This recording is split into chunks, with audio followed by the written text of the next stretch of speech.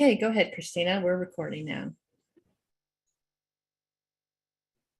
All right. Well, welcome to our, where are we? July 2022 Virginia Plastic Pollution Prevention Network meeting. We have in the last several months switched to every other month. So we, of course, are making our meeting super special now. The Virginia Plastic Pollution Prevention Network was started in August of 2020. So we are now 2 years old. And it was started by myself with Ecomaniac Company. My name is Christina, Katie with Clean Virginia Waterways, and also the Virginia Coastal Zone Management Program. We get some support from them. It was started to help increase collaboration, cooperation, communication throughout this Commonwealth of Virginia and the groups and people that are working on the issue of plastic pollution within the state. We wanted to, it was actually a goal of the Virginia Marine Debris Reduction Plan, and we just wanted to make sure that everyone could share it, had a place to share information, communicate, and work together on this very important issue. With that being said, the only update that I have is that we have our monthly newsletter going out tomorrow. I do want to give a shout out to Emily, Katie's intern, who's been doing a great job of keeping up with our newsletters. If you have content, she needs that today. Any upcoming events, talks, announcements, anything you want to send to her, it needs to be in ready to print format, short paragraphs, images, if you have any. You can actually send those. Emily, can you put your email in the chat? Yes. For if you'd like to send directly to her, or you can send to virginiappn@gmail.com, and I'll make sure that gets to her. But that is going out tomorrow, because I believe there is a vacation coming up soon and nobody's working on newsletters after tomorrow. So once again, we do welcome your content for our newsletter. Anytime you have content, please go ahead and let us know. We'll make sure that gets out. We have over 250 contacts at this point in time, so it is worth sending that to us. Katie, you had a few announcements. Yeah, thank you, Christina. I wanted to just give you all an update on the Virginia Marine Debris Summit, which we've mentioned during past meetings. The summit is going to be focused this year entirely on consumer debris. So bottles, caps, bags, cigarette butts. We're not going to be talking about derelict fishing gear, abandoned boats, or microplastics, because we want to focus on what is actually the largest type of debris that we're finding, these our volunteers are finding. So the summit is going to be at the Virginia Aquarium in Virginia Beach. It's going to be September 27th and 28th, thanks to generous sponsorship from NOAA, the National Oceanic and Atmospheric Administration, and the Virginia Coastal Zone Management Program, and the Freedman Family Fund, or Foundation. The registration is going to be super, super inexpensive. We're wrapping up the budget this week, but it looks like registration for the 2-day conference with meals is going to be under $45 per person, early bird. And that includes a dolphin watching tour on the aquarium boat with scientists. And that will be a reception. So it's going to be very, very feasible, I hope, for all of you to be there. And again, that's September 27th and 28th. Registration will open this week, and you'll all get a notice so that you can register. We are limited to 110 attendees, so make sure you register early, please. The second thing I wanted to share with you all is we will, over the next 2 or 3 months, be migrating to a new website platform. You'll continue to get notifications from the Virginia Plastic Pollution Prevention Network via constant contact emails. So make sure you look in your spam filter if those go there, but that's the way we want to communicate with you. So at any rate, look for more information soon on our new website. And the last thing I wanted to share with you is, as many of you know, Clean Virginia Waterways was working for the last 2 years on the issue of abandoned boats. These are fiberglass boats, which are plastic and glass, that are often disposed of incorrectly in the environment. And last month, we released a report that shows the 2 years of effort that we had on that with lots of stakeholders, Navy, Coast Guard, Army Corps of Engineers, local governments. So please go to the Clean Virginia Waterways website to learn more about that. And we have a 4-page summary if you don't want to read the 44-page report about abandoned boats in Virginia. So those are the updates from Clean Virginia Waterways. And I'm really, really excited about today's presentation. Just a reminder, we are recording it and we are asking you to put your name and organization in the chat box just for our attendance records. And now back to Christina to introduce our speaker. All right, thank you, Katie. So yeah, we've got a great speaker for you today. I've heard nothing but good things, and I'm really excited to hear what's going on. Ellie Moss is with Perpetual, and she works with companies, investors, nonprofits, communities, and other stakeholders to identify, evaluate, and implement solutions to address plastic waste and pollution. Ellie is the lead author of Sea of Opportunity, The Dirty Truth About Disposable Foodware, and Reducing Plastic Pollution Campaigns That Work, and led the work to create the living landscape of reusable solutions.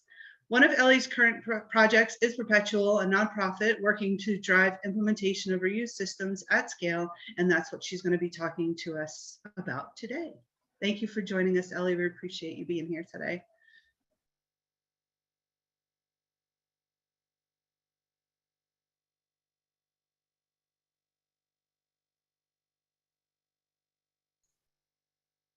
You're on mute. We can't hear you yet, Ellie. Oh, do we have to unmute her ourselves? Oh, yes. Hold on, Ellie. I see you had, I think you rejoined. One moment, please. This is technical challenge day. All right, Ellie, you should be able to unmute yourself now. Awesome. Can you hear me? Yes. Yes. Perfect. Awesome. Okay. So yeah, this is a little bit of technical challenge day. I've joined on my phone, so even if my face is freezing, you should still hear my voice. And if that's not the case, then I'm not sure what else we can do. But my colleague Christina is with me on the line, and so if I disappear at any point, I'm sure she can pick up where I left off. Christina is going to be helping me by sharing the slides. But before we jump into the slides, I wanted to just say a couple things. First of all, thank you, Christina with a C from Ecomaniac, for the wonderful introduction, and thank you, Katie, for the invitation to come and speak. I'm really excited to share the findings of some of our projects with this group.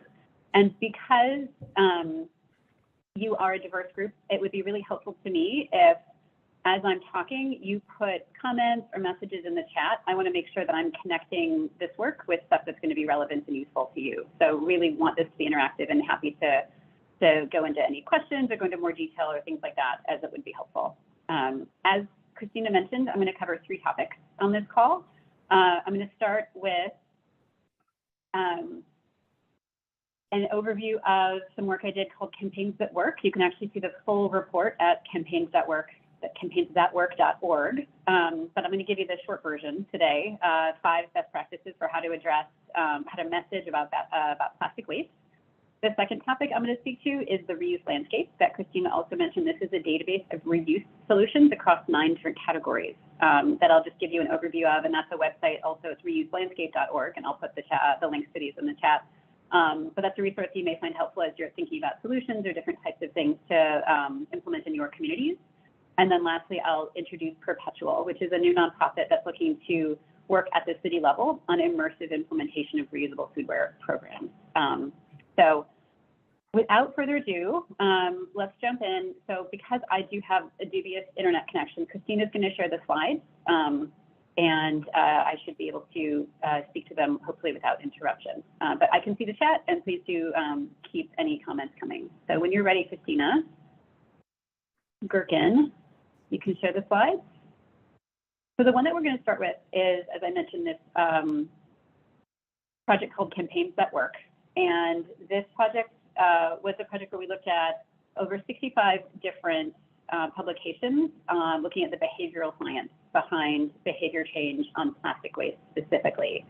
And the impetus for it was, as with sustainability broadly, there was an observation that in reality, even when people have a lot of concern or intention around doing the right thing on plastic waste, using less plastic, not littering, it doesn't translate into reality a lot of the time. People say that they really want to be part of the solution, but something breaks down between that intention and how they actually behave in their lives. And so we were trying to get a better understanding of how to connect the two. So how do you message to people? How do you frame campaigns that really help people connect that intention to action? So we can look at the first one, which is on the next slide. The first best practice I wanted to highlight is the importance of making it relevant. Often we frame plastic waste problems or environmental problems generally around doing it for the earth or for future generations or for children or sort of for the greater good. And that message resonates with people. And if you ask people why they do something, often they'll give you that answer. But behavioral research tells us that it actually, as a message, doesn't shape behavior. It's more of an afterthought, actually, often. What does help messaging start to influence behavior is if you minimize the distance between the problem or the solution and when the person's life. And so there's 3 types of distance that we talk about. We think about geographic distance. So how can you make sure you're making this relevant to your community instead of making it relevant sort of at the global level or talking about the impact on some people that live far away and feel very different from the people in our community. So making sure you're connecting both the impact of the problem and the value of the solution to the local community. I imagine this is something that feels obvious to many of you. I'm sure this is what you do already, but the research would say, if you're doing that, you're doing the right thing. There's also temporal distance. So sometimes we think about a problem being a problem in the future as opposed to being a problem now. We know from behavioral science that when it comes to things like saving for retirement, for example, or even putting off chores today, future you, future Ellie is not as important to me as present Ellie. And I'm not always going to do right by future Ellie. We know this. I'm not going to save enough. I'm not going to exercise. I'm not going to eat well. There's a lot of challenges between present Ellie and future Ellie and that behavior gap. So the more we can frame problems and solutions as being relevant now, as opposed to in the future, that helps it feel relevant and help people better align their behavior with what you're looking for. There's also mental distance, which is is this impacting people like me? Or is this impacting people that I don't think of as being like me? And so there's different ways to tackle that. You can have messaging that helps people see the connection between themselves and people who they may not have thought about as being like themselves, but who in fact are. I mean, we all have more in common than we do. That's different fundamentally. Or you can frame it around actual impacts, on people. So maybe I don't think this is a problem that's impacting me specifically, but helping make that connection can help connect behavior and intention. Another way to make it relevant is to actually think about customizing the messaging to specific audiences. This can be in the context of phases of life or life transitions. So you can see a couple examples here in the pictures, how to give people a challenge around going back to school and having these moments in life where we're changing our habits anyway. We're going to have to set up new routines, but that's a great moment to integrate behaviors that are aligned with plastic waste solutions. It can be having a child, it can be retiring. There's a lot of kind of moments and thinking about how to align those transitions with more plastic-friendly or plastic solution-friendly behaviors. Another thing that has emerged in the research is that certain segments of the population, and segments to some extent demographic, but also psychographic, the way people think about things as much as their sort of identity in terms of gender or race or class or anything like that, is helping frame it in terms of what that audience finds most relevant to them, or sort of addresses their particular issues. Now, the example I've provided here is a demographic issue, but research has found that men find carrying empty reusable shopping bags into grocery stores emasculating. And maybe it sounds funny. I mean, it's something that never would have occurred to me. I am someone who very happily carries empty reusable shopping bags into grocery stores, but I also carry a purse into a grocery store. So getting into some of these behaviors where maybe there's something that's making people feel uncomfortable, maybe they don't even fully recognize that's what's happening, but it's enough to sort of get in the way of adopting a behavior that might be aligned with reducing plastic waste and litter. The bottom picture here of the person holding the disposable foodware and the metal foodware is actually a fun video where it has a man in the grocery store, and he's looking at these, like, sort of imagining the difference between these two options. And he goes ahead and he sort of goes into his mind and he imagines different scenarios where where the plastic keeps failing him and embarrassing him. So people are trying to eat cake and they keep breaking, or the plastic plates kind of dump everything on the floor because they're too flimsy. So it uses great humor, but it also addresses a specific anxiety, I think, that maybe men had or identified in the context of that study. So I'm going to move on, but I just wanted to say again, feel free to jump in with questions in the chat. I'm happy to, just make this as relevant as I can to you all, so it really is meeting your needs. Okay, so the next one, and there's 5 of these. Number 2 is all about normalizing the behavior. So one of the challenges that we have right now is that use of disposable plastic is very normal. And it's interesting, if you hear people of older generations, or sometimes people who maybe grew up in parts of the world that didn't adopt disposables, as they have adopted disposables more recently, people have had to learn to throw things away. That was not always the obvious behavior. And so we need to turn that back, right? We need to make the obvious thing to do, making a different choice than disposable plastic. And so how do we do that? Well, we use good social norms to normalize good behavior. I'll come back to this when we talk about Perpetual, because this is one of the premises of the work that Perpetual wants to do around reusable foodware, is that we need to make reuse the norm as opposed to the exception at a city scale. But in this example, really thinking about how to normalize good norms and being careful not to inadvertently reinforce bad norms. So some of the examples on this page is really showing that this is what people do. So we all like to, whether we sort of explicitly think about it like this or not, social norms are a very powerful shaping influence on our behavior. We're more likely to do something if our neighbors do it, or if our peers do it, or if others in our community do it. So giving examples of what others are doing is a great way to signal to people that this is normal. This is how people behave. Changing the default options. So for example, making asking for disposables, making it so that you have to ask if you want a disposable, as opposed to the other way around, for example. So the default is not giving people a straw, and then people have to ask for a straw. That's another signal about what the social norm is around using straws.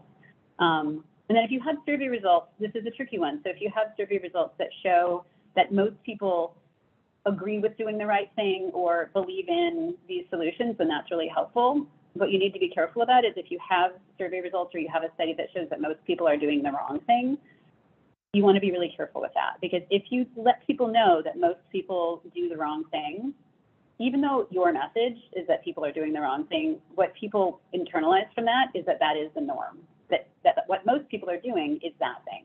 So even if you're saying it's wrong, that doesn't always, people will still see, oh, well, again, this is largely at the subconscious level. They're not necessarily consciously having this thought, but it makes the bad behavior seem more okay. Littering, using disposable cups, things like that. And it's also important to recognize that people who are seen as leaders in a community can be a really helpful way to demonstrate norms, and especially to help shape new norms. So if you can have visible people in the community adopting the behavior that you want to be the norm, that's a really great way to give people an example of how that can work and help subtly influence how people think about stuff. So we can go on to number 3. The third one here, and I'm not seeing it quite yet, there we go, is making sure you tell people what to do, not only what not to do. This is another sort of norm thing, but also anyone who's a parent of a small child knows saying don't do X is less effective than saying do Y. So this, I think we're all small children to some degree in that sense, and what you tell people to do sets the right expectation in their mind about what, that sort of puts the right idea in mind. Another connection point here is often campaigns will focus on raising awareness of an issue, and that's important.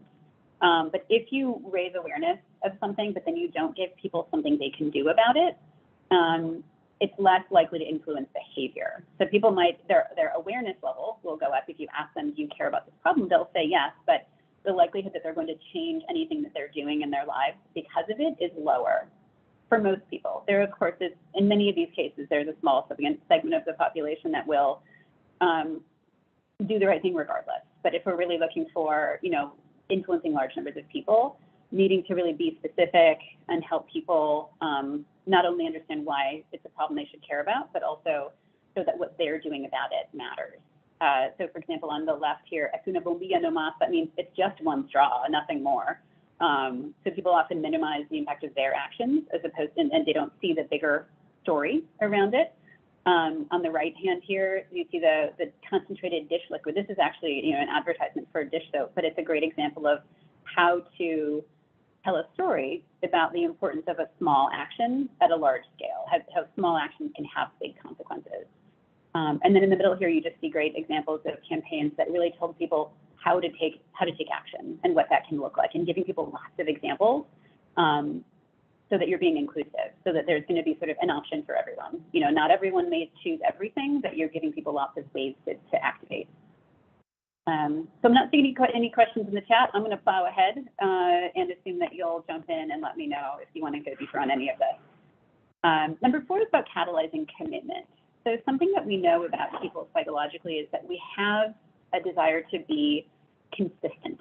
We like to be the kind of person that we say we're going to be, and we like to not have there can be sort of cognitive dissonance around, well, I believe X, but maybe my actions are in contrast to that, and that feels uncomfortable. So the more that you can get people to consciously commit to certain types of behaviors and then reinforce that, we have psychological mechanisms that align with reinforcing that over time. So it becomes a positive, like a virtuous cycle, as opposed to the opposite of that.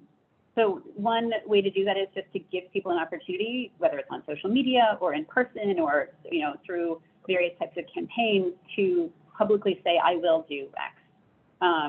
And that has an impact on how people then behave. They're going to take a moment next time and think about something in a way that they might not have otherwise, even if they had the same level of intention.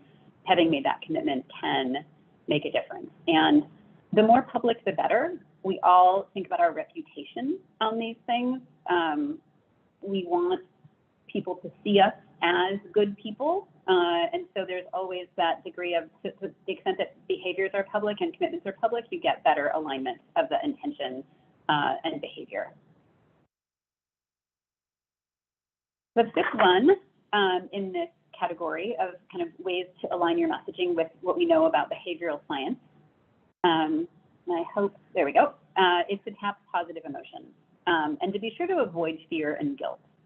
So fear and guilt, fear in particular is actually a very powerful motivator. People do very quickly adapt their behavior based on fear. The challenge is raising the sort of specter of fear and then not actually giving people something tangible they can do about it is really hard. It tends to just turn into anxiety or a desire to sort of just not think about it. People just put it out of their minds because it makes them feel powerless.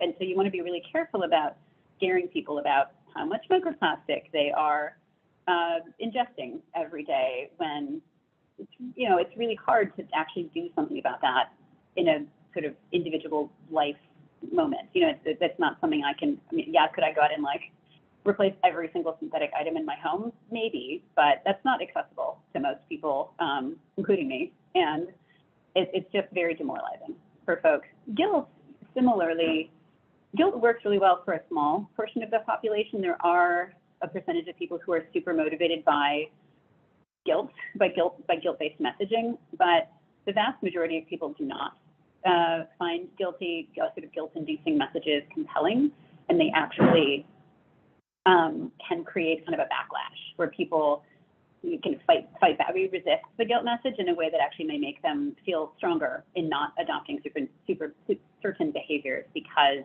they're sort of objecting to or resisting that messaging. So what can you do in terms of emotional appeals? Focusing on positive emotions, which maybe sounds corny, has been shown in research to be more enduring. So people will adopt a behavior and actually hold on to it longer when you use messages that elicit pride, love, optimism, and hope. So we're really finding that to be a really positive way of tackling this. The other thing to think about is humor. So humor is a wonderful way to get maybe a slightly uncomfortable message across in a way that people can hear it. Humor has long been used for social critique. And so there's a lot of really fun ways to use humor to get a message across on what you want people to do, but in a way that doesn't feel preachy or, sort of superior or naggy. Some of the examples here you can see are, around pride, around optimism, around a little bit of humor. And actually on the next slide, I have just a few examples. These are all examples of beach signs, which I just have enjoyed. And some of them tap into humor and some tap into other things. So some of you, I imagine, are in beachfront communities. I'm sure not all of you. But for example, this one on the upper left hand, on the beach and in the sea, animals do not leave trash, humans do. Please behave like animals. These are just a little bit funny, a little bit on the nose, but it does make people think, oh yeah, okay, that's fair. I like the Granville Harbor Community Coast Care. Why are you littering? I am a jerk. I do not care about natural areas. Mommy still cleans up after me, or all of the above. So these are just kind of fun ways to get the message across in a way that maybe people can hear a little bit better than straightforward please or other types of messaging that just might not feel as comfortable for folks. So those are my 5 tips on messaging. I'd be really happy to answer questions about these, and then we're going to talk about the next topic in just a moment. So any questions about messaging or anything like that before I shift to the next topic? And just a reminder, if you do have questions, please put them in the chat box because we've got everyone on mute right now.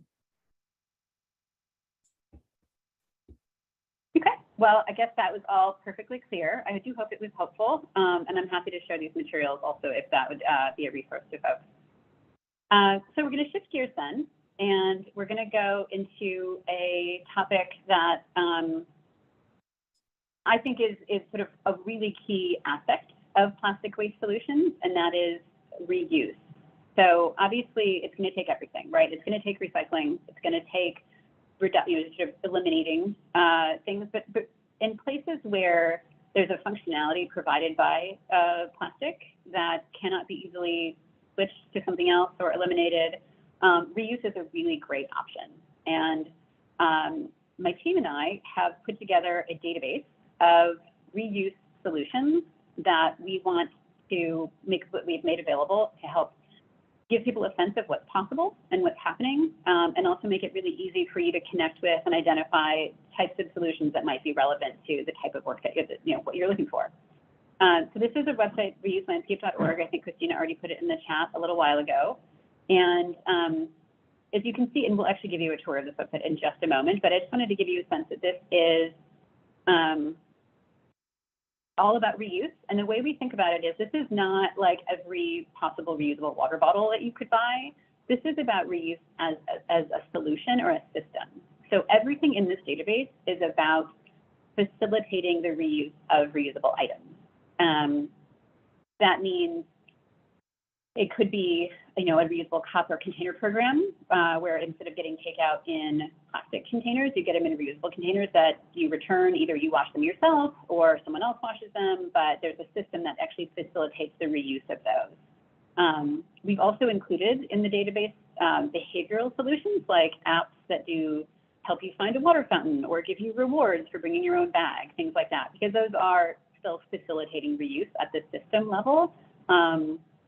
But this is not a catalog of like places to buy reusable bags, right? This is all about where to find solutions at the system level. So we can skip to the Well, I guess what you can see here is there's the website, and then there's actually the database, which is a Google Sheets database, and you can go in there and sort it and filter it and find whatever you want that's going to be most relevant to you. So Christina, I think the next slide just gives us an overview of, in the charts page, we've already done a bunch of analysis of the landscape. So you can go in and look at our overview charts, and I'll show you in just a second what those look like. But this is in the sort of under the living landscape header. You can see there's a lot of different views of the data. So there's a set of overview charts, there's a set of different types of solutions, and then the subcategories that those represent. And you can see the categories here. It's apps and digital rewards, concentrate-based refills, package-free shops, pre-filled refill systems, refill vending and dispensing, refill via pouches or compostables, reusable cups and containers, shipping and logistics, and then reuse advocacy. So campaigns, education, technical assistance, all of that. And then we do go into a little bit of detail on reusable program characteristics. So who owns the item, who washes it, what kind of a business model is it, things like that. So Christina, if you want, you can probably drop the slides and then bring up the actual website. We'll just show people around a little bit and give you a little bit of an overview. And yeah, perfect. So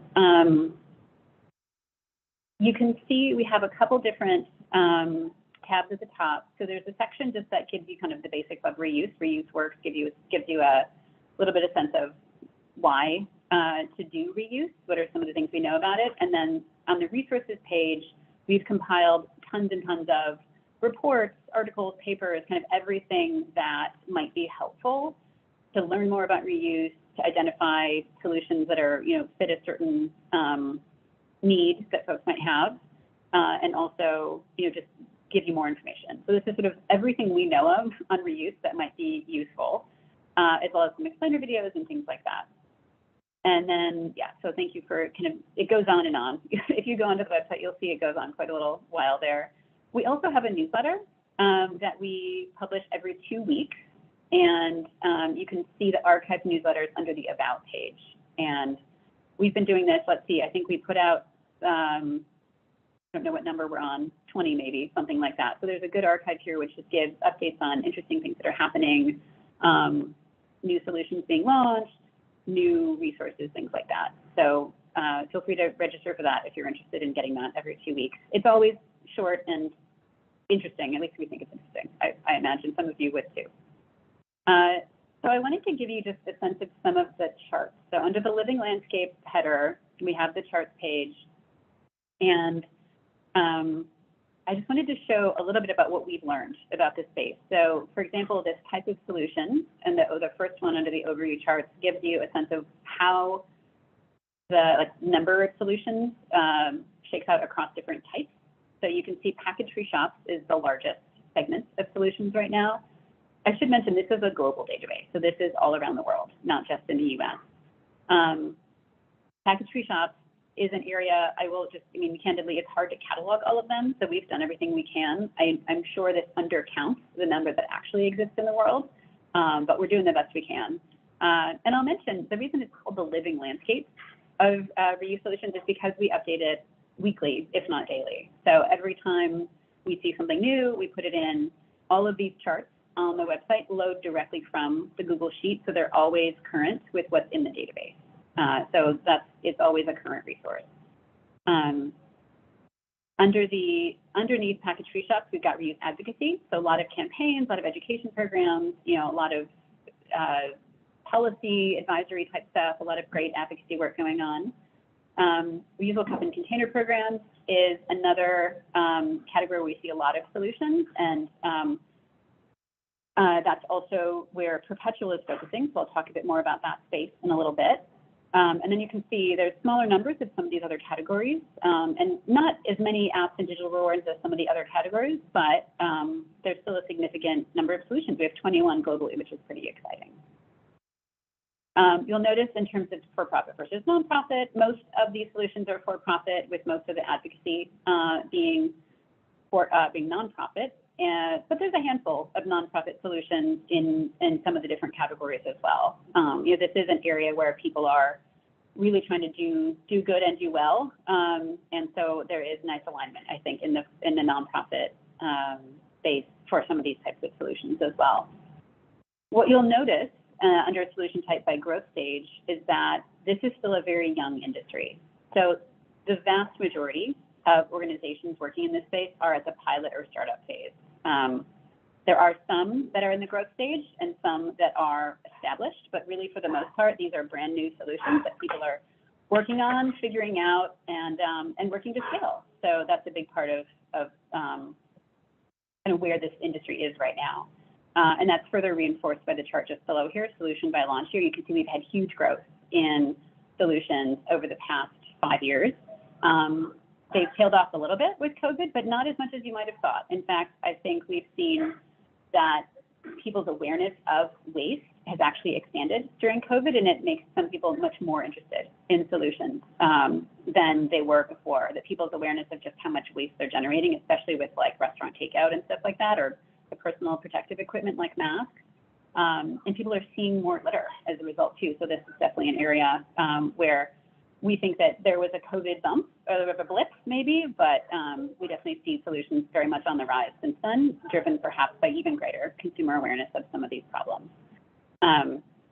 We've got, so I'm not going to walk through all these, but I wanted to just give you an orientation. We've got maps, we've got a lot of other detail, but just wanted to make you aware of this as a resource and hope that, you know, as you're thinking about what your community needs and solutions in your community, that this can be really helpful.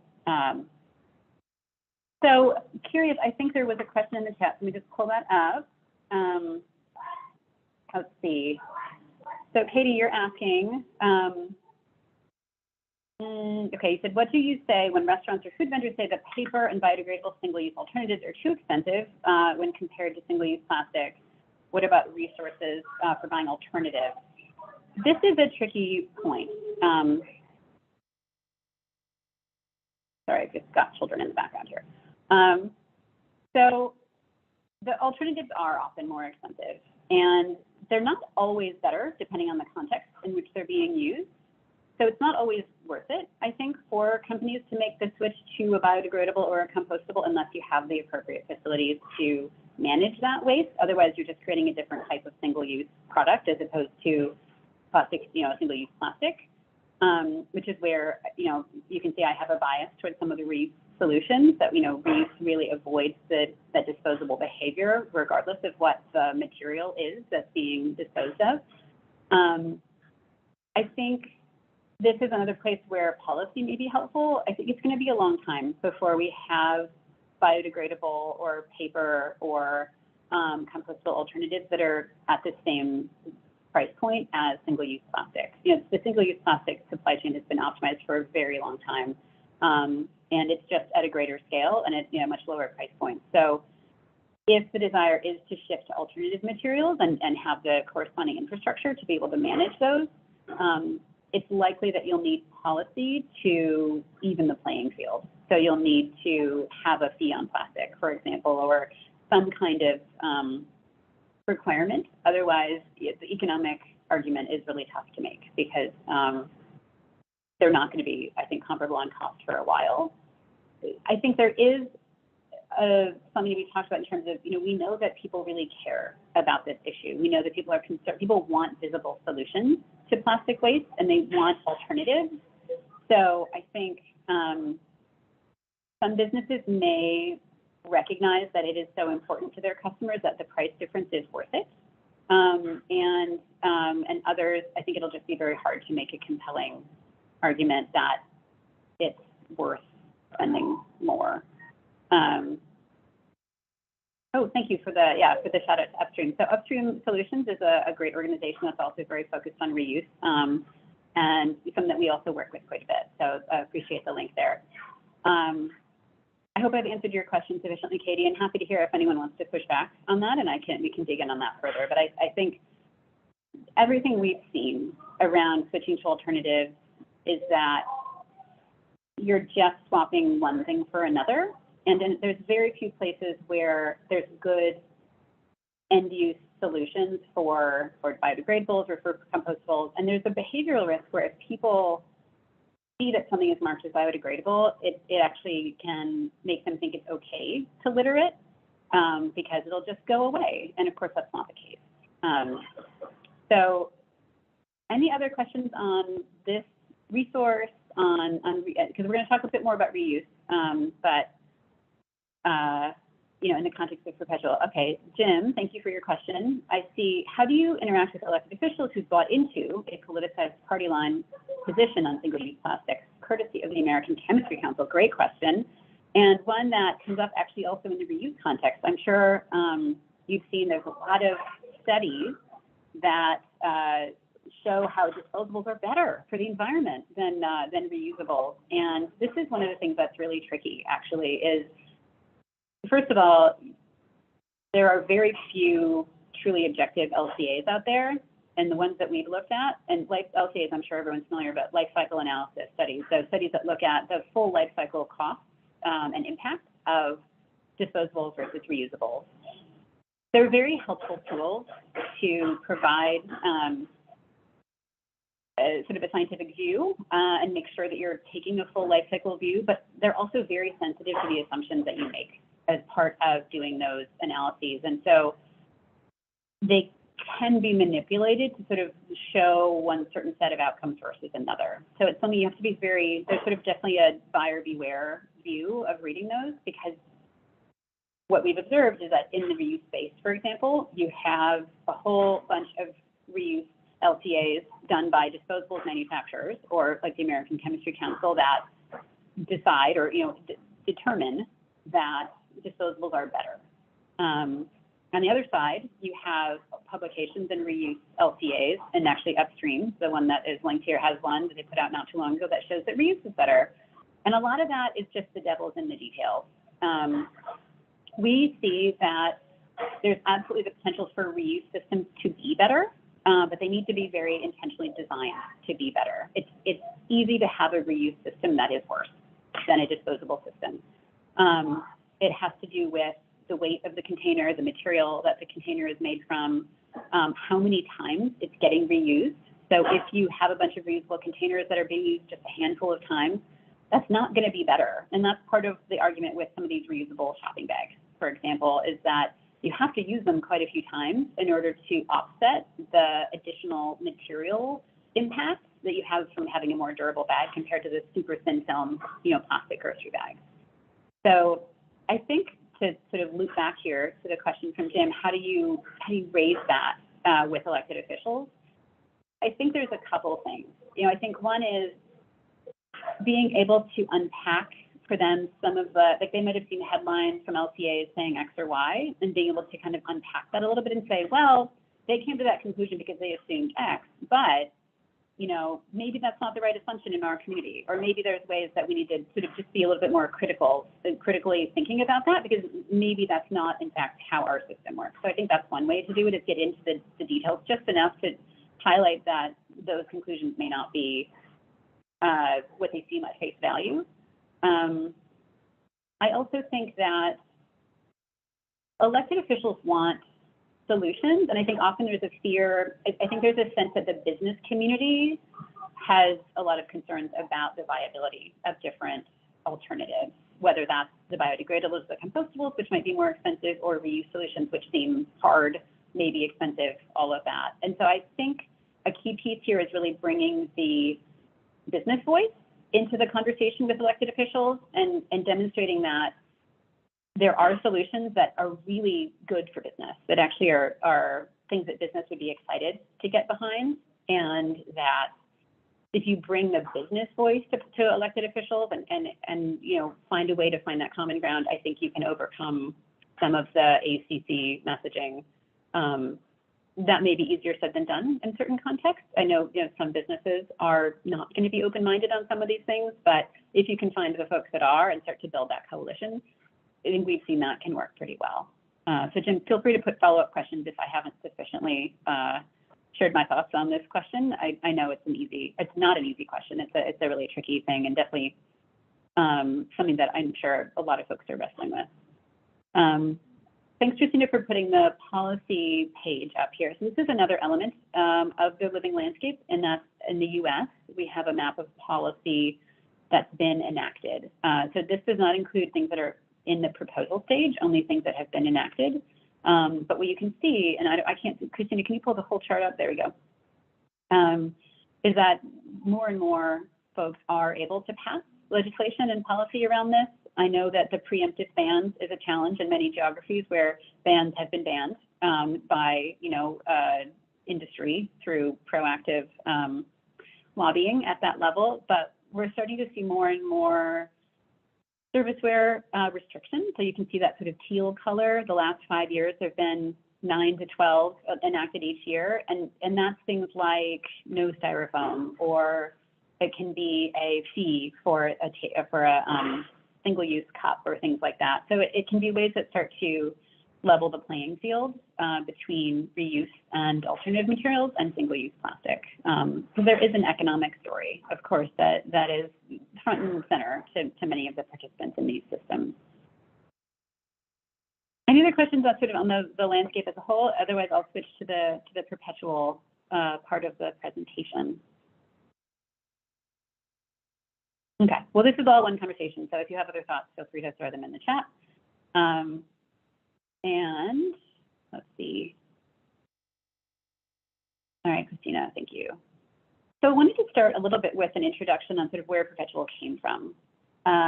So as we were working on the reusable landscape, which we were just sharing with you, we started digging in on the reusable foodware space specifically. And we think about reusable foodware as existing either within a closed loop or within an open loop. Closed loop, perhaps self-evidently, is a place where people are not leaving the premises with items. So it's a university campus, it's a stadium, it's a music festival, it's a corporate cafeteria, it's a school. So these are things that are circulating within a single environment. And there's some really great examples of solutions that have been implemented in a closed loop environment. The other piece of reusable foodware exists in an open loop. And this is where maybe you go to your coffee shop and you get your coffee in a reusable mug, but then you go to work and then you need to do something with that mug. Or maybe you're getting takeout and you're taking it home, or you're getting takeout at the office. And then what do you do with all those containers when you're done? So an open loop system is a way that it facilitates items circulating within a neighborhood or a city, and that means having the infrastructure to support that. So having collection bins, having washing infrastructure, having the ability to rebalance items over throughout the day as things get used and then washed and then brought back so they can be used again. There's also great examples of this happening today, especially in the US and Europe. We have 75 programs. It's actually more than this now. I think since we made this slide, the number has gone up because there's just a lot happening in the reuse space right now. And it's building on technology that's gotten stronger and stronger as people have really worked on this problem. So if you go to the next slide, Christina,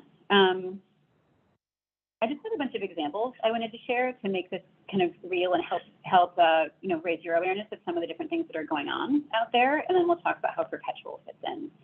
So you can see here a bunch of different examples of the types of programs that are happening today. GoBox, some of you may have heard of. Recup and Rebowl. Deliver Zero is based in New York City and it focuses on takeout. Recircle has been operating in Switzerland for a while, and you can see on the right-hand side, there's programs across the US and across Europe, operating, in some places you have multiple, and other places you just have one or two.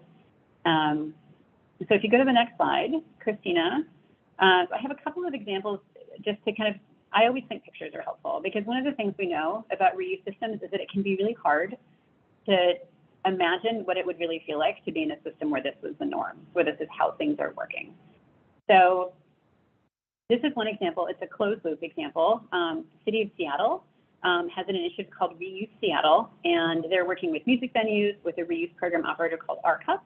And they're actually also working with an organization that is helping develop standards called PR3. And the standards are to help ensure that as reuse grows over time, that there is interoperability and that the system can be optimized over time. So that's an important part of this as well.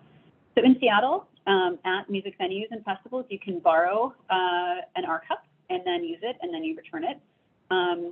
It's pretty straightforward. The cups are all RFID enabled, and so you can't track them in any sort of geographic way or sort of geospatial way, but what they do is as they're bagging up trash, they'll have like a wand that can tell, like, so if you wave the wand across the garbage bag, you'll know if there's a cup in there or not, because even though these cups are more durable than what you might think of as a single-use cup, because we have that behavior so ingrained in us of like throwing plastic away, people don't always register that it's a reusable item. Sometimes they just chuck it in the garbage because it feels like garbage. So this is one example. Another example, and this is an open loop example, is Tim Hortons in Vancouver. And I believe this is actually expanding over time to include other fast food chains as well. Tim Hortons is sort of like Dunkin' Donuts, for those of you who've never been to Canada or are not big hockey fans. I think Tim Hortons has a presence in a lot of stadiums that have hockey in the US, which I think is interesting, given the Canadian connection. These are pictures I took on a trip to Vancouver, and you can borrow a cup for $4. It's a refundable deposit. You just scan the code, pay your $4 deposit, and when you're done, you return it. Alternatively, you pay a 25-cent fee for disposable cups. So that's another way that they've sort of made the economics favorable to reuse, as opposed to making the disposable one sort of the cheaper and easier option. And Katie, I'm just noticing your comment in the chat. So state versus regional. You know, I think that the state level would make a lot of sense.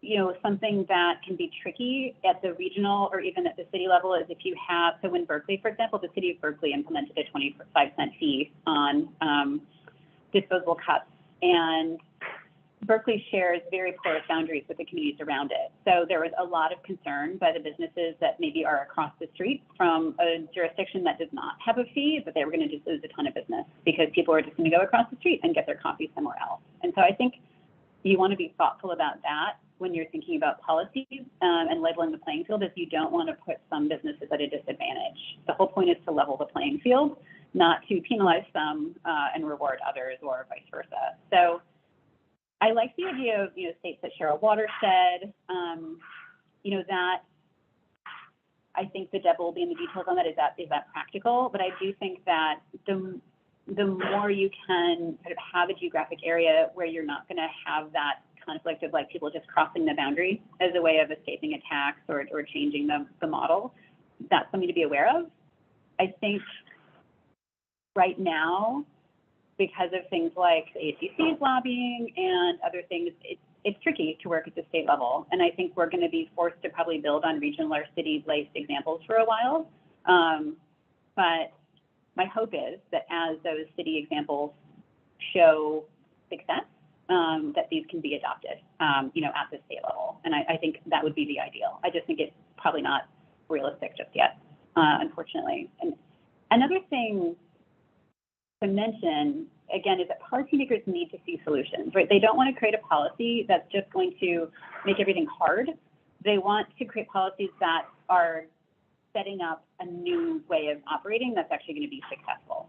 And so that's the key thing to think about here, is not just, you don't want to ban something without having an alternative, without having something that people can use instead. Jean, I see your comment, should be concerned with plastic because of chemicals.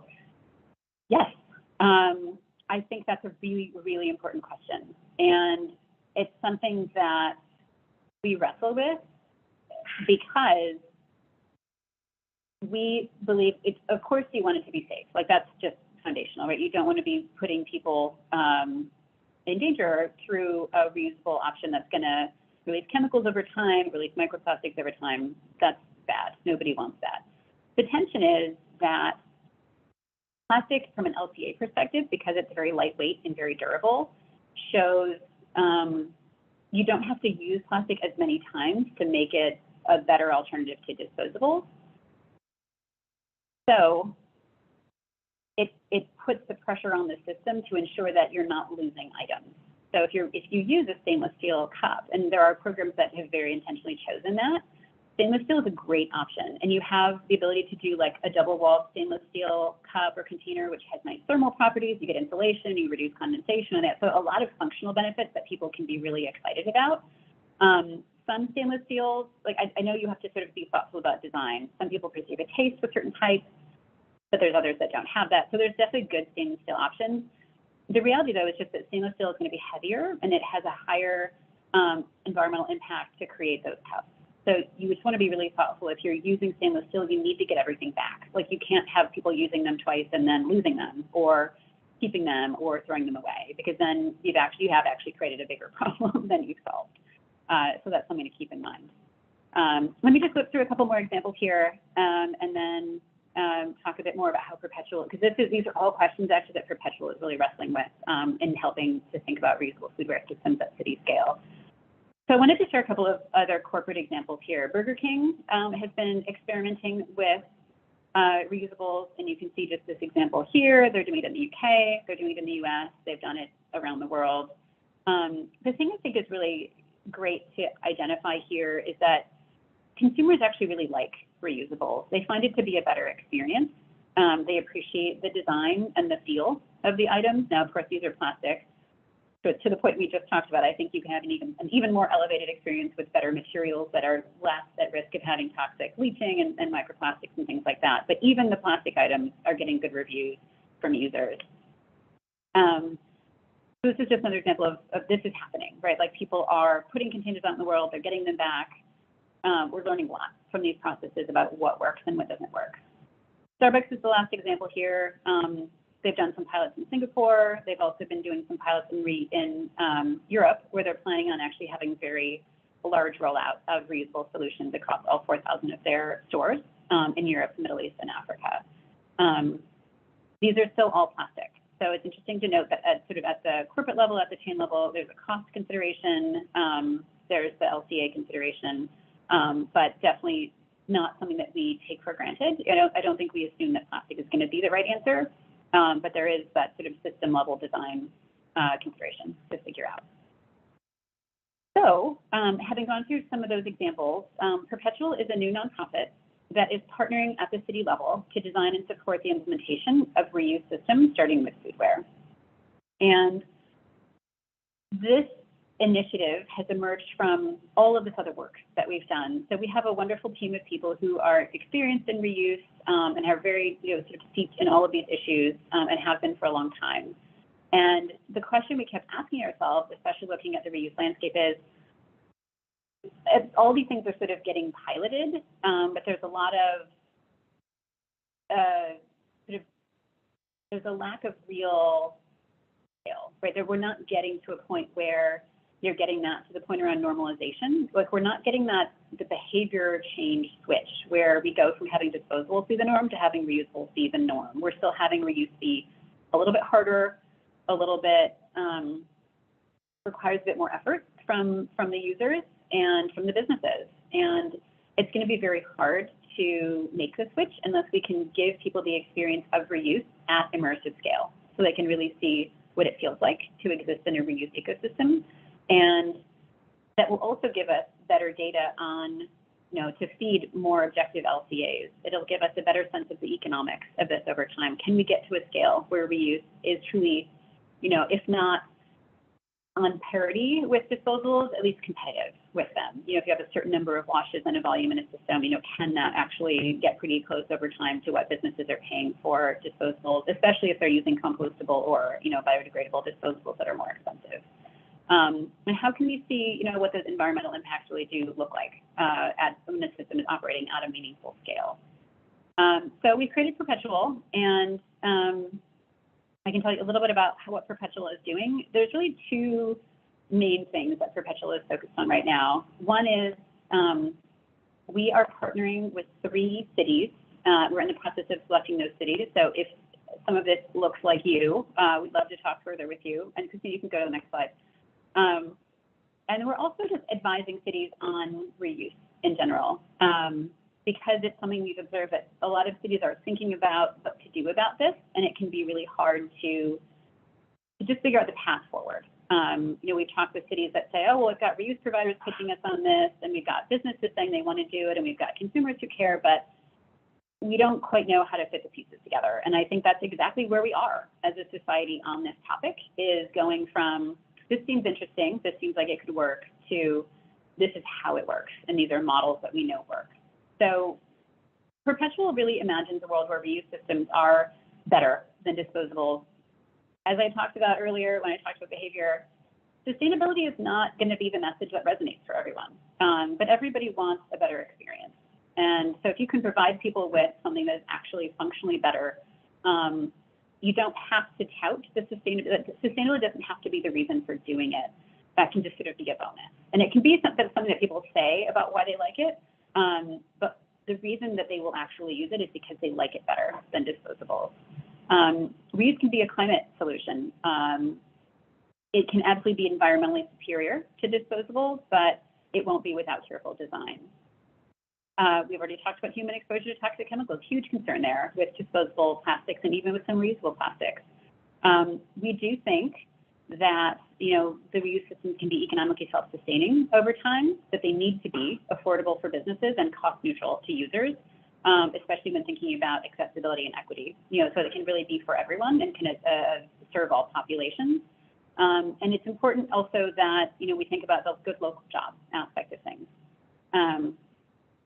And I see, Kelly, if you're still on, you use models that are owned collaboratively like a co-op. That's a wonderful question. So that's exactly what we're looking at. Is how do you design a system and sort of a governance model for a system that is designed for the community and that really meets the community's needs. And I think a co-op has great potential to be that kind of a governance structure for reuse systems. So happy to talk more about that if you're interested, but I know you said you have to jump off. So going to the next slide, and again, feel free to keep the questions coming. We see these different reasons for adopting reusable foodware. I think I've probably also more than made the point that we think it can be a better experience. We know that people care about visible solutions to plastic pollution. We think it can be safer. We know that disposable foodware can be dangerous. It can be cleaner. It will lead to cleaner communities because it actually reduces, you know, disposable items, which are highly littered, as I'm sure everyone on this call is very, very aware. People really want it, especially tourists, and tourists from Europe or other places say they want sustainable choices. They want to feel good about the choices they're making as they travel. For cities that have zero waste goals or climate goals or similar things, how can there's a lot of opportunities for reuse to help meet those goals. And then finally, I hope I've shown that reuse systems are doable. Like this may not have been true 5 years ago, but there's been so much work done in this space that like the technology is there. We know what the washing infrastructure can look like. We know like there's been a lot of testing on consumer behavior and on reusable items and tracking technology. So it's really more possible now than it's ever been in a way that I think is exciting. Skipping ahead to the next slide. So as I mentioned, Perpetual is looking for city partners. We're looking to do an immersive foodware implementation in 3 cities over the next year. So what this means for us is we think we need to flip the script. We think we need to work intensively with small cities to create examples of a full reusable ecosystem. We think that will be most manageable at cities with a smaller population, say 50,000 to 120, maybe as high as 150,000 people. The importance there is that then you have a number of restaurants and businesses where you can actually go and talk to everybody and understand their concerns and help them be part of a design process to make sure that the system will work for folks. The geographic containment, I think I already talked about, like you can't have boundaries where people are going to cross nearby boundaries to escape a system, or where you might have containers leaking into other areas, and it's going to be hard to create a catchment area that really covers everything. We really think reuse needs to be for everyone, so we're looking for places that are really diverse so that you can show that reuse is for everyone and works for everyone. And in particular, places that have a high level of awareness of plastic pollution, because then you really get that community motivation where it's not a political issue, it's a community issue. And I think that's an important piece of this, is we just can't let plastic waste be about politics. And at the community level, I think there's greater awareness that it isn't. It's not black and white, of course. But I think when you have a community that's really aware of the plastic pollution problems and it's very visible in the community, that it's easier to get on board with solutions without making it about, things that can be distracting from the solution. And of course, enabling policies and institutional partners help set the stage for successful reuse. So what Perpetual actually does, and I'm going to skip to the next slide here. I know it's, I'm just talking and talking here, so please do jump in if you're interested in hearing more about anything in particular. But when we think about system design, we think about these 5 kind of requirements. The system has to be optimized in each of these 5 ways in order to be better, in order to really be viable. It has to be economically viable. It has to minimize environmental impact. So it actually has to be environmentally better, which we know is possible, but not guaranteed. It has to be safe, both from a container sort of material container perspective, but also hygiene, making sure that things are being safely sanitized and there's no issues with contamination over time or things like that. It has to be aligned with city planning, and it has to be equitable and accessible. And so these are some of the things that we think about when we're working with cities on system design. We also, when we think about system design, we think about a set of different choices. And I know we're getting into some, this is like super detailed, so bear with me. This is more just to give you a flavor. You don't have to internalize all of these details, but I know for some of you, this just might be exactly kind of what you're wrestling with. Just thinking, well, this all sounds great, but how? Like, how do we actually make this work? And so you need to think about governance. What is the role of the city? What are the rules of engagement for different players? You need to think about the technical considerations. So that's things like cup and container design. We've already talked about materials. How do you manage your assets? Is it tracking? What are the different ways of doing that? So basically, I'm not going to walk through all of this, but there's technical design decisions, there's economic design decisions, and then there's behavioral design decisions, all of which are interrelated. And it's really a community design process. So making sure that the system that community is designing fits that community and fits the needs of those businesses and of those people. I see, Meg, you've asked the question, if it's cost neutral to users, who is paying the cost? So there's different ways this can work. Cost neutral to users, we think, is really important from an accessibility perspective. And what that usually means is that businesses are paying for it, with potentially the city also contributing. So when you think about who benefits from a reuse system, there are a series of costs that get reduced. Businesses have to, not only do they not have to buy disposables, they also don't have to pay waste hauling costs to have disposables taken away. And there can be some other benefits to businesses as well. Things like if people are using an app to check items out, so the business has additional opportunities to be in touch with that consumer, or can, offer coupons, or, things like that. So there can be some additional engagement value to businesses. The goal is at a certain volume, and this is part of what we want to test with Perpetual, is if you have city scale, like if you're really operating at a city scale volume, can you get the per wash cost low enough that it is not a burden for businesses to pay for the washing of these containers? Because the city can also benefit. Some cities, they bear some portion of the waste management costs for things, and also depending on how a city is managing its waste.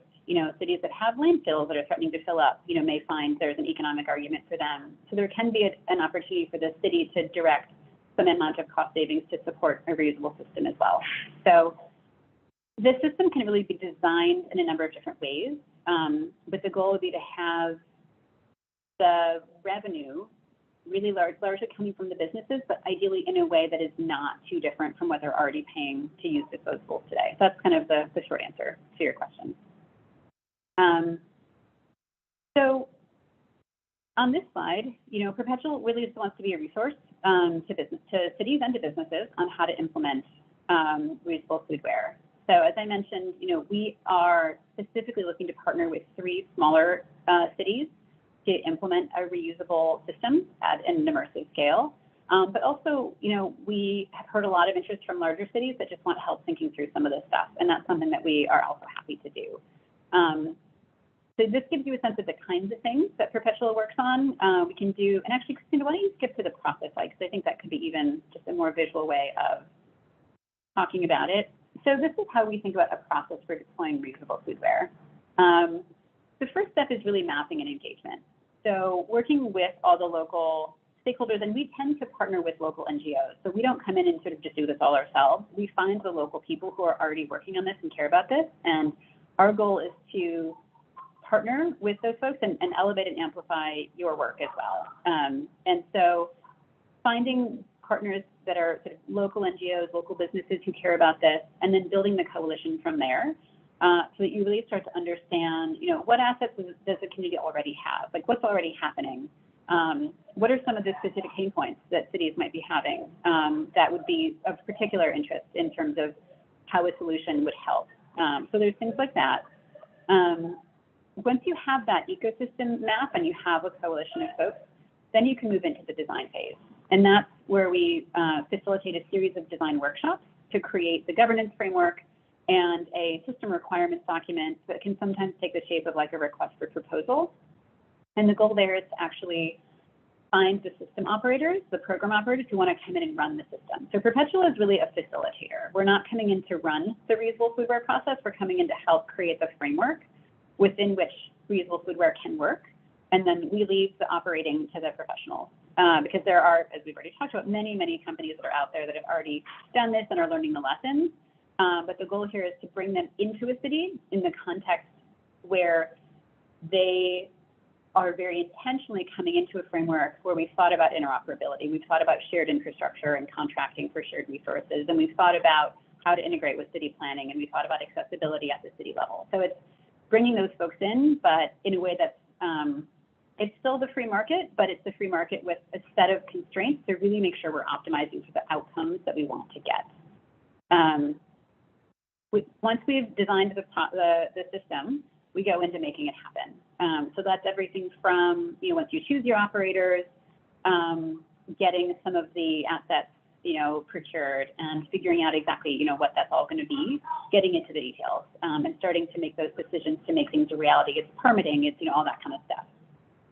As we get closer to launch, we have a pre-launch phase where you really start to enroll. You'll have a coalition that should include a very strong representation from business, but this is where you start to go to the broader business community and really get them signed up and say, okay, this is what we're going to do. You start to build consumer awareness that this is coming, and you start to build those campaigns. One thing that we know is really important in the success of these systems is training. So all of the frontline workers who have to handle these items and answer questions about them and know what to do with them and know what to do when things don't quite work as expected, it's really important to have all those folks trained and ready so that when things, when they get questions about it, well, what about this? I see like a watermark on this item. Does that mean it's dirty? No, it's blah, blah, blah. So like being able to answer questions and help people feel excited about the system is really important. So that's something that Perpetual would help with, of course. So pre-launch is getting everything ready. You launch the system, and ideally that all goes super well because it's been very carefully and thoughtfully planned for many, many months. And then over time, you improve the system. And one piece of how we're doing this also is we're building sort of a working group of cities that are working on this so that folks who are living this day to day can talk to each other and learn from each other, sort of like a peer sharing group among not just city people, but sort of anyone working on reuse in different cities can be part of that network to learn from each other as everyone is figuring this out together. So, gosh, that's a lot. I've talked for a very long time. I hope that if you are a city or if you're in a city that you think could be a good partner for Perpetual and this is interesting to you, I'd love for you to reach out. We'd love to talk with you. We do have some cities in the pipeline already, but we're really interested in having the right set of geographic, we want a good set of examples. So people kind of across the country highlighting different types of communities adopting reuse. We think that's really important. Here's just a glimpse of the Perpetual team. So there's myself and Christina, who of course is on the line with me. We also have some other wonderful people that are participating with us. Dagny Tucker is actually a reuse entrepreneur herself, or was. She has sold her business doing reuse because she likes to work at the system design level. So she has a lot of great on the ground, has done this 3 times before, implementing in different cities. So she's a great resource on kind of the operational realities and getting everything planned. Some of you may be familiar with the Ellen MacArthur Foundation. Sarah Wingstrand led innovation there for a long time and has a great sense of the innovation process and how to be really successful in bringing solutions, not just to pilot scale, but beyond. And then the other person I'll highlight on the team is Lane Marshall, who is actually with the EPA's Trash-Free Waters team. Some of you may even know her through that role. So she is partly she's on our team, not full time because she has a full job at the EPA as well. But the EPA's Trash-Free Waters program is partnering with Perpetual because they're really interested in advancing upstream solutions to plastic pollution. So they've done a lot of work, as I'm sure many of you know, on some of the more downstream, and they're really excited to, oh, and Lane is on the call. Wonderful. Thanks, Christina. I hadn't had a chance to flip through all the names. Lane, glad you're here. And if anyone has questions for Lane, feel free to put them in the chat as well. So we're super excited to have Lane on the team and to be partnering with Trash-Free Waters because their program is doing so much good. And we think that the reuse piece can help further offer more value to communities struggling with plastic pollution. And I think we just have the advisors on here. So maybe put that up and then we can drop the slides. But we have a wonderful group of advisors who actually are very connected to many of the other efforts out in the world. So you'll notice Deanie Larkin from PR3, who's working on standards. We obviously want to be making sure that those standards are being used and implemented. Matt Prindeville is the CEO of Upstream, which was mentioned earlier. They're a group who does a lot of great work on reuse as well. So we're happy to partner with them. And you see we've got people thinking about behavior. We've got the WEF Global Plastic Action Partnership, represented with Christian. Kate Daly from Closed Loop Partners, and the Closed Loop team is super supportive of what we're up to.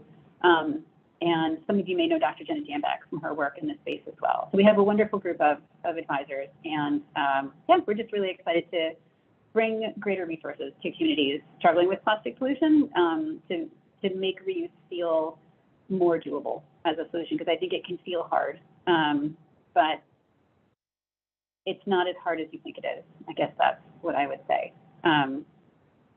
So that is everything I had to present, and I would be very happy to talk more and to hear from folks. I know that was probably a lot. So yeah, and I hope that my children haven't been too loud in the background. Thank you so much, Ellie. That is just tons of great information. Reminding everyone we did record this. So if you have to take a look at the slides again, you'll have that opportunity. We'll send that link to you. There was one question about the Perpetual, the 3 cities that you'll be selecting. The question is it cost neutral to the cities you'll be working with, or what kind of financial burden would this participating cities have? That's a great question. So for the 3 cities that we partner with, we will bring the funding to cover the cost of partnering with us. So the cities don't have to pay to partner with us.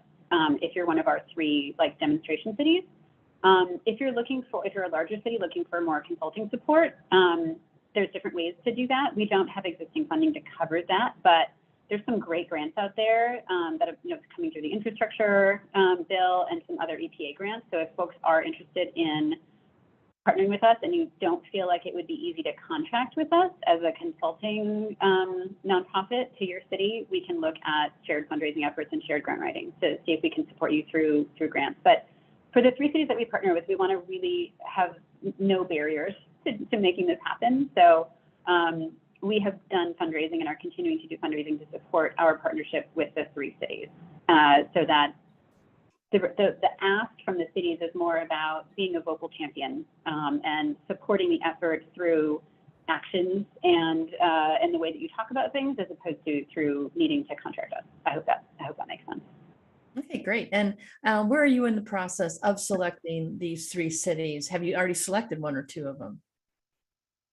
We have 4 cities that are sort of moving through our process. So the way that first phase of the process, the sort of ecosystem mapping, we're currently doing that with 4 cities to learn about really what's going to work for each of them and to see where we're at. But I think it's very likely that we are still open to other cities. So nothing is final.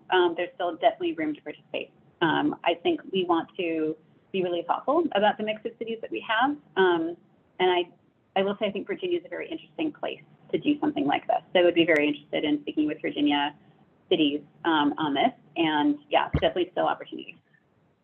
Well, great. We agree that Virginia would be a great place. So if you're interested, we'll put Ellie's contact information in the chat box. And at this point, are there any final questions for Ellie before we wrap up? I do want to point out too that Ellie's coworker, Christina Gherkin is one of our keynote speakers at the Virginia Marine Debris Summit on September 27th and 28th. And also Lane from EPA, who's working with Perpetual, will also be speaking at the summit. So just one more plug. We want to see y'all there. So any other questions in the chat box? And Ellie's email has now been added. Thank you to the chat box. I do have to say that I saw a familiar skip the straw folder, keep it beachy clean. So I'm very proud of that. I saw that too. Thank you, Ellie, for including. Yeah, thank you. Oh, of course. Of Effort. course. Yay. Yep. Thank you for your good work. Yeah. So I actually do have a quick question. If a large city such as Virginia Beach, who has a population of about 450,000 with a tourist population of about 6 million, wanted to participate in something like this, how would we do? I mean, whether it was through your program or through something else, I mean, would you, I just can't even imagine trying to do it citywide. Would you suggest picking a section, kind of a community within the city? And is that something you all are also looking at, or are you just looking at actual cities? Yeah, it's a great question. If a city is so large as to make it infeasible to do a fully immersive implementation from day one, then I do think you want to look at your sort of business districts and think about which of those might be a good place to start. And there's different considerations to think about there. Another way to think about it is to start in closed loop spaces and then expand from there. So do you have an area where most of the consumption is happening on premises? The real challenge when you do a partial implementation is just that your loss rates get higher because people are taking items out of the catchment zone of the reusables. Like it won't be as easy for them to drop it in a bin, and then it ends up in their Tupperware cabinet from which things may never return. And so I think the design questions that we look at are, how can you identify part of a downtown area or part of a city where you have pretty good, where people are, their consumption is happening within a pretty discrete radius. So things that like a downtown area that serves a lot of tourists or where people are coming and spending a lot of time in that area can be a good fit. A place where people are, maybe it's a commuter destination, so people are leaving their homes, maybe, you know, getting a coffee at their Starbucks, driving to a business district like an office park.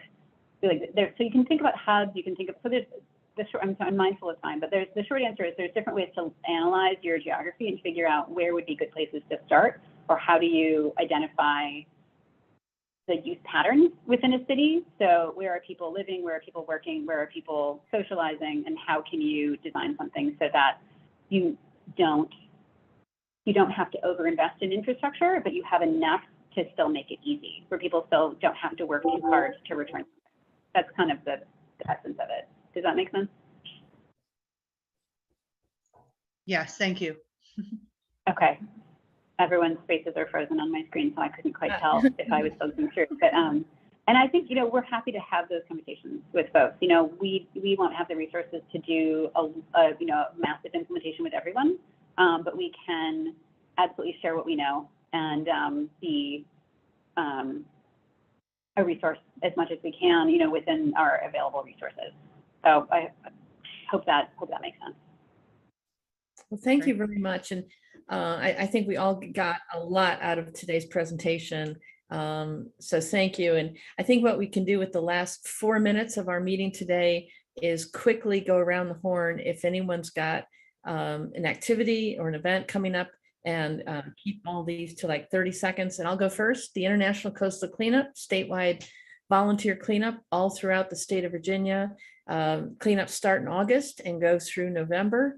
And you can reach out to me, and I'll put information.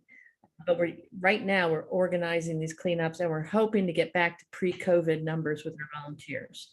So anyone else have any quick things they want to share with everybody? Can they unmute themselves? Oh, yes, I will go ahead and allow you to unmute yourself. Hold on. Sorry.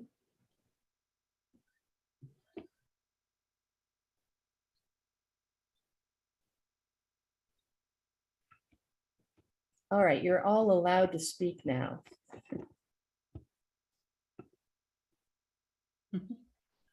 Anyone have any last minute comments or upcoming events that we should all know about, or something exciting related to plastic pollution prevention? And you can send it to us to put in the newsletter, which is going out tomorrow, if you have Yes. something. Yeah. Anything plastic pollution prevention related, newsletters going out tomorrow. Send that to Virginia PPP, 3 P's and an N at gmail.com today, if you would. Something short, sweet, and already rewritten, ready to go.